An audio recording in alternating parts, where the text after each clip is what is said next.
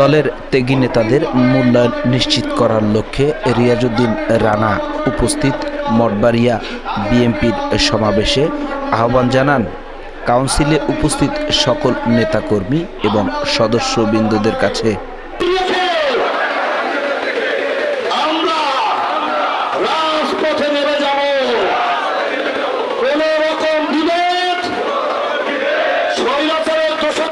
একটি নিরপেক্ষ কাউন্সিল এর উদ্দেশ্যে ত্যাগী নেতাদের মূল্যায়ন নিশ্চিত করার লক্ষ্যে কাজ করে যাচ্ছেন শেখ রিয়াজউদ্দিন রানা, পিরোজপুর জেলা বিএনপির যুগ্ম আহ্বায়ক।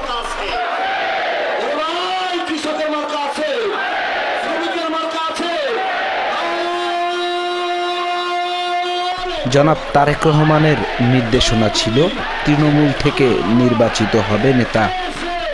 তারেক রহমানের এই উদ্দেশ্যকে সামনে রেখে কখনো সমন্বয় কিংবা ভোটের মাধ্যমে নির্বাচিত হয়েছে মঠবাড়িয়াতে বিএনপি নেতা।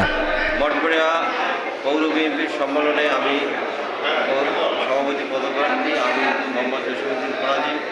বিগত দিনে আমি ছাত্রদল এবং বিএনপির বিভিন্ন পর্যায়ে নেতৃত্ব দিয়ে আসছি এবং আমি এই আজকের এই কাউন্সিল যেভাবে আমাদের নেতা সুষ্ঠুভাবে আয়োজন করেছেন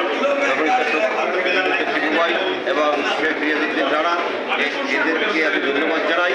এবং আজকের এই যেখানে ভোট প্রয়োগ করা হবে, ভোটের মাধ্যমে আমি নির্বাচিত হই।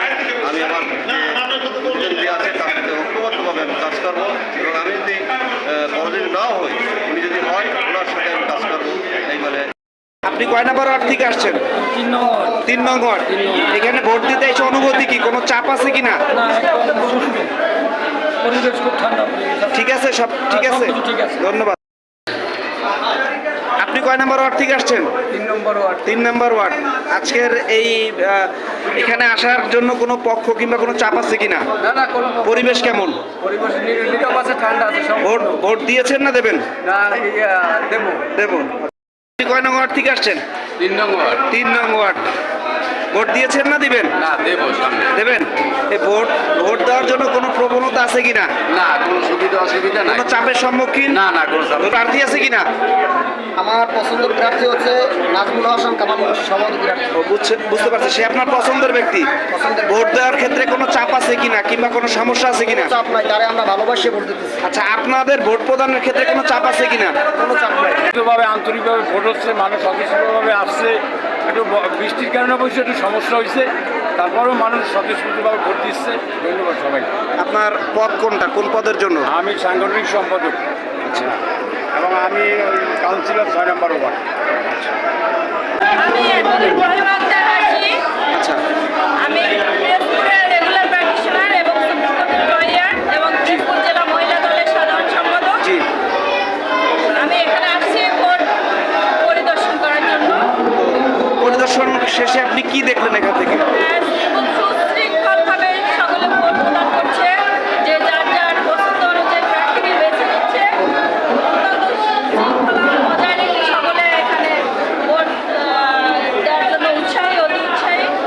থেকে জনাব শেখ রিয়াজউদ্দিন রানা সাহেবকে যে নির্বাচনের দায়িত্ব প্রদান করেছেন, তিনি খুব সুন্দরভাবে একনিষ্ঠতার সাথে এবং স্বজনপ্রীতি তার কাছে নাই, সুন্দরভাবে নির্বাচন পরিচালনা করে আসছে।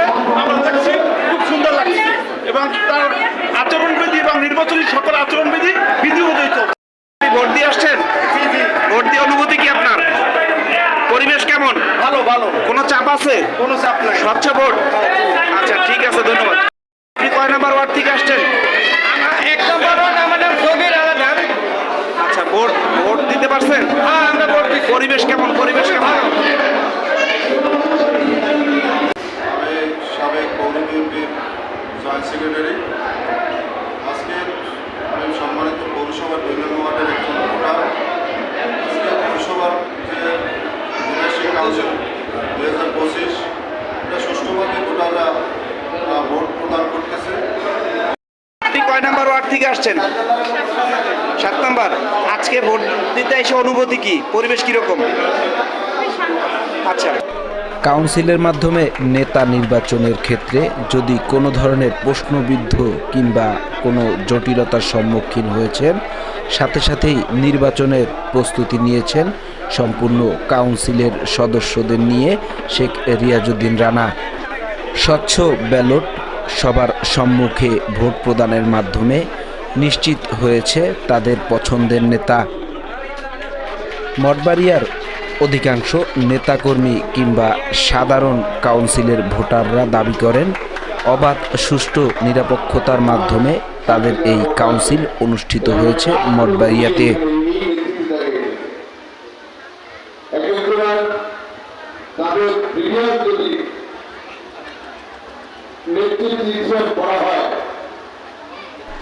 RPN TV, মঠবাড়িয়া, নাজমুস সালেহীন।